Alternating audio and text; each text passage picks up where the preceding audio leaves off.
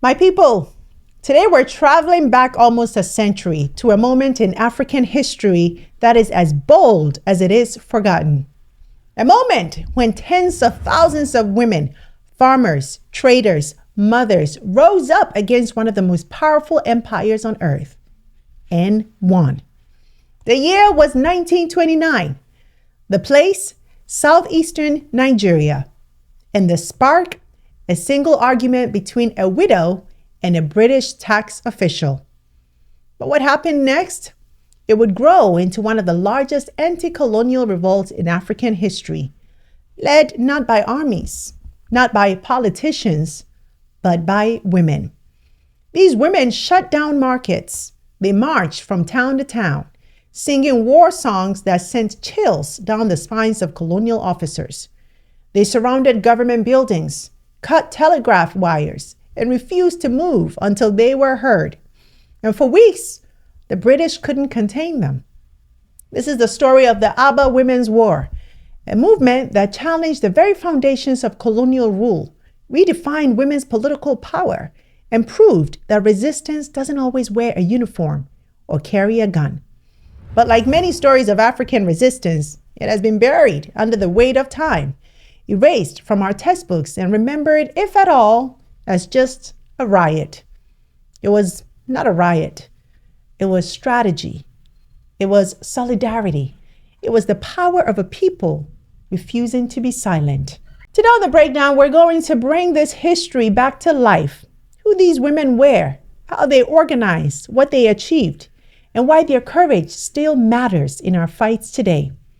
Because my people, when 25,000 women can shake an entire empire without a single smartphone, you have to ask yourself, what's stopping us now? We're going to break it down, but first, thank you to all of our new members and subscribers here on the channel. And if you haven't joined us yet, please consider this your personal invitation.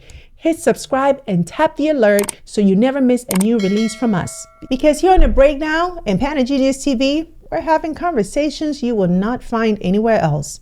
And as a matter of fact, I want to invite you to tune in on August 16th for my exclusive breakdown interview with the lead architect of the African Continental Free Trade Agreement, Honorable Alan Tremontaine.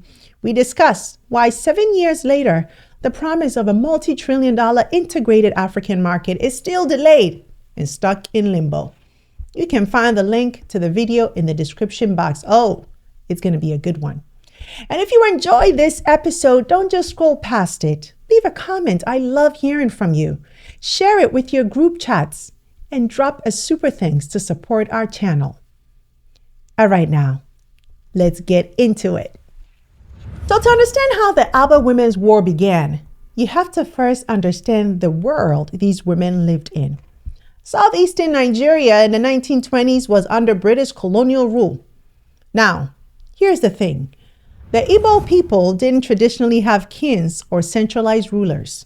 They ran their communities through a decentralized system, councils of elders, age-grade groups, and powerful women's assemblies known as Mikiri. In fact, they are known to have had one of the most sophisticated and successful pre-colonial democracies in the world, which, by the way, we'll explore on another episode. Now, in this system, women weren't silent bystanders. They were political actors. They had their own networks, their own economic power, and their own ways of holding leaders accountable. One of the most famous tools they had was something called sitting on a man. And no, it's not what you're thinking. It was a deeply rooted form of protest where women would publicly shame a man who abused his power, singing satirical songs about him, gathering at his compound, dancing, and refusing to leave until change happened. It could be embarrassing, disruptive, and very, very effective. But when the British arrived, they didn't understand or didn't care about these indigenous systems. Instead, they imposed indirect rule. They appointed warring chiefs, usually men, to act as middlemen between the colonial government and the people. These chiefs often became corrupt because their power didn't come from their community, right? It came from the colonizers. By 1929, resentment was already simmering. The British had started taxing men. Now, rumors spread that they were about to tax women too. And then came the spark.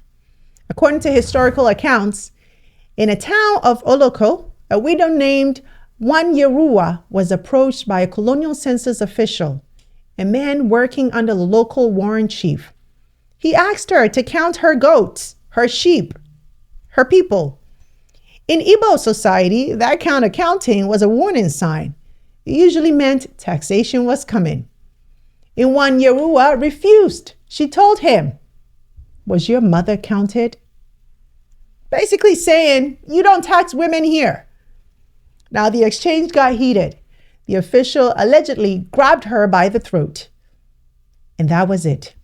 Wanyeruwa marched straight to the Women's Assembly and sounded the alarm. And here's where you see the genius of the Mercury system.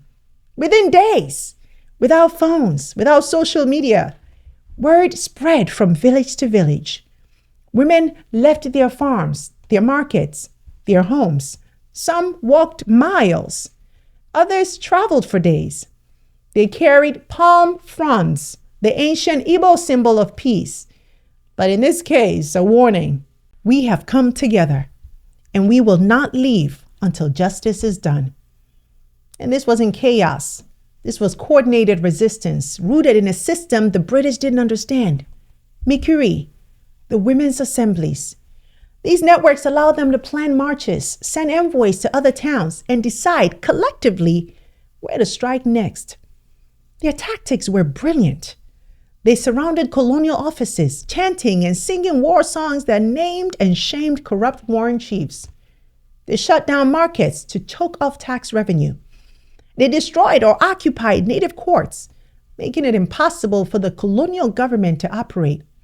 In some places, they cut telegraph wires, cutting off British communication entirely. And remember, this is 1929. No social media, no cell phones, no cars for most of them. Just word of mouth, drum signals, and a deep sense of solidarity. At its height, the movement swelled to over 25,000 women. The British administration, stunned at first, decided to respond the only way they knew how, with force. Troops were deployed. Shots were fired into crowds. By the time it was over, at least 50 women were dead, and many more were injured. But here's the thing the British didn't expect. The violence didn't silence the women. It amplified their cause.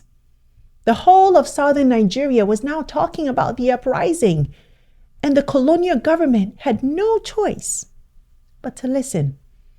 Because this wasn't just about a tax anymore.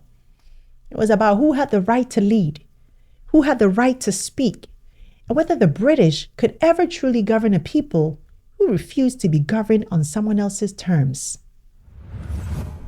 My people, when the dust finally settled, the British could no longer pretend that this was just a riot. They had been forced to face something they didn't believe was possible. African women, rural women, market women, organizing at scale that rivaled any political movement they had ever faced on the continent. And they lost. First, the immediate win. The plan to tax women was completely scrapped. The colonial administration backed off, knowing that pushing forward would ignite an even bigger rebellion. But it didn't stop there. The uprising also forced the British to reform the corrupt warrant chief system. Many chiefs were removed from power. And for the first time in colonial Nigerian history, women were appointed to serve on native courts.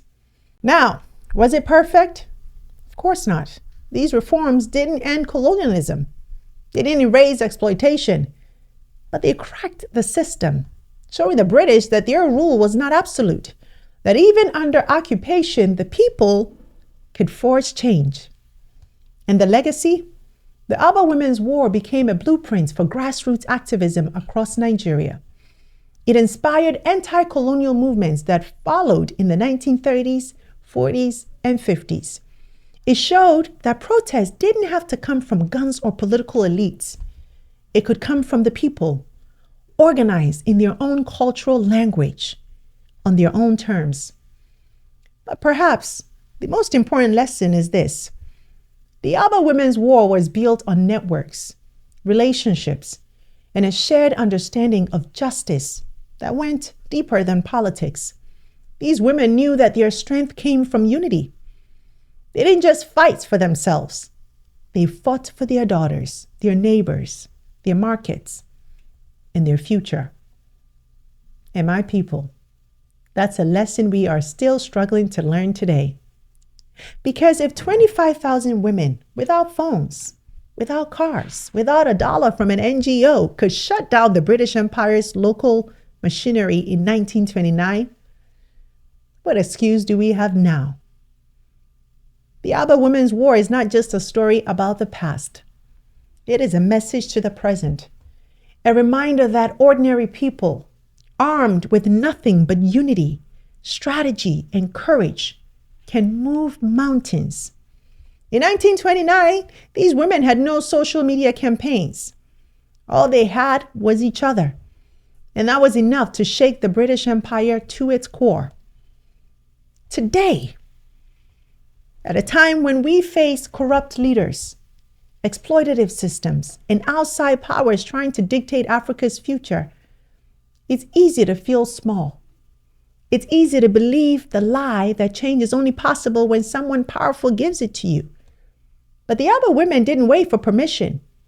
They didn't wait for saviors. They used the tools they already had, their voices, their networks, their culture, and they turned them into weapons of resistance. And here's the truth. That power still lives in us. We see it when young people in Lagos flood the streets demanding an end to police brutality. We see it when farmers in Ghana organize against unfair trade deals.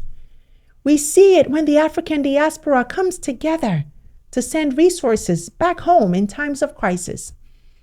The problem is never that we are powerless.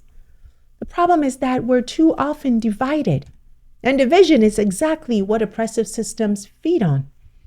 The Aba Women's War is proof that when we stand together, when our voices merge into one, even empires can bend. So the question for us is not, do we have power? The question is, when will we use it? Because history has already shown us what happens, what can happen when we do. So, my people, the Aba Women's War is more than a chapter in Nigeria's history. It is a mirror reflecting back to us a truth that we keep forgetting. We have never been powerless.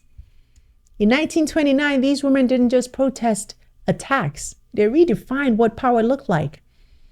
Power wasn't sitting in government offices, in parliaments, with pens and maps. Power wasn't in the hands of soldiers with rifles. Power was in the hands of the people, and it moved through the markets, the villages, the songs, the footsteps of women who refused to be silent. And they remind us that every time we say, there is nothing we can do, we are erasing the memory of those who already showed us otherwise. We are living in a time where Africa's future is once again being negotiated by our own leaders, in boardrooms, in foreign capitals, in trade deals most of us will never see. The danger is that we sit back, wait for someone else to speak for us, and one day we'll wake up to find the decisions have already been made. But the Aba Women's War teaches us something simple yet radical. We don't have to wait for the table. We can build our own table and make it so powerful that they have no choice but to come to us. So here's my challenge to you. What is your palm frond? What is the tool, the skill, the platform you already have that you can use to challenge injustice where you are? Because the fight for our future isn't coming, my people. It's already here. And the question isn't, will we win? It's, will we show up? Drop your thoughts in the comments. Tell me what this story sparks in you. And if you believe this history matters, if you believe that we need to know these stories to reclaim our power, then like this video, subscribe to our channel, and share this with as many people as you can. Because here at The Breakdown, we don't just tell history, we arm you with it. We study it, we learn from it, and we use it to fight for the future that we know we deserve. That's it for today's show. Thanks so much for tuning in. I'm Sandra Babu-Boateng, and until next time, take care.